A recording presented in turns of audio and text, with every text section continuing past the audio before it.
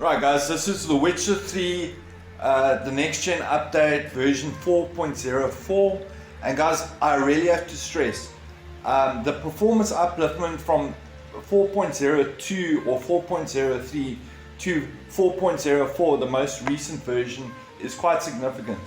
I actually did this video about 2 weeks ago, and in the same area on high settings, I was getting early 50s, late 40s. Currently, I'm on, as you can see, I'm currently on ultra settings, and most of the effects on FSR quality, and I'm getting mid 50s, sometimes dropping down to 50, but this is on ultra settings in quite a heavy intensive area. So guys, before I even get into frame generation, definitely update your game to 4.04. The performance is so much better in this version of the game. Just furthermore, yeah, let's have a look what we can do with frame generation. I do have a way to get rid of the ghosting, but I think the biggest upgrade you can do is to update your game to 4.04. So let's have a look at frame generation. So to install the mod, you're not going to use 0.75 or 0.74. In my experience, everything I've tried, these two latest versions actually makes the game crash. We're going to be using 0.73, and obviously it's, The Witcher uses FSR 2.1.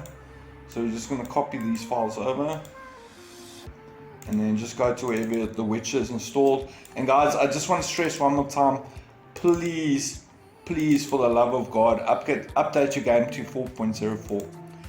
The performance upliftment and just the way the game runs is so much better.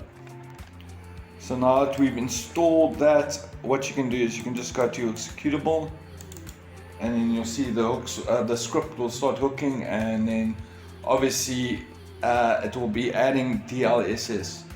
But you know the drill, I'm going to lose quite a lot of FPS whilst using OBS, so I'm just going to switch over to GeForce Experience Recording, and then I'll show you the in-game.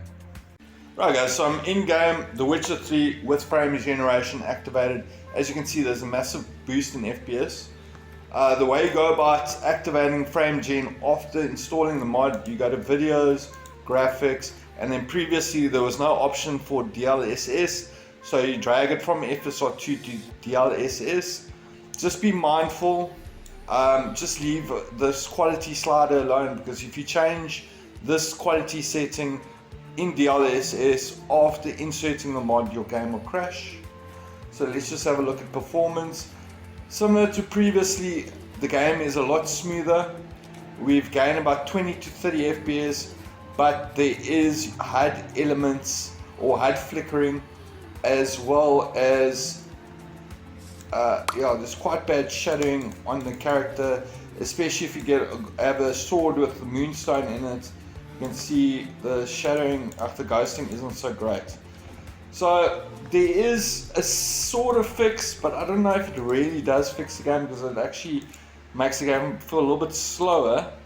But seeing that you updated the game to 4.04, that does add an option for XESS.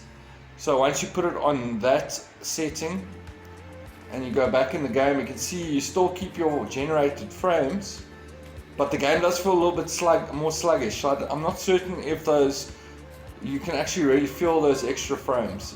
But you'll notice that the ghosting is gone and there's no more flickering on the HUD. It does say that you're getting 80 FPS, so there has been improvement in FPS. But honestly, it kind of really feels like it did prior to the mod being installed. So yeah, I'm not 100% certain about that. But guys, if you want my advice or my opinion on the matter, as long as you update The Witcher 3 to version 4.04, you don't even need frame generation.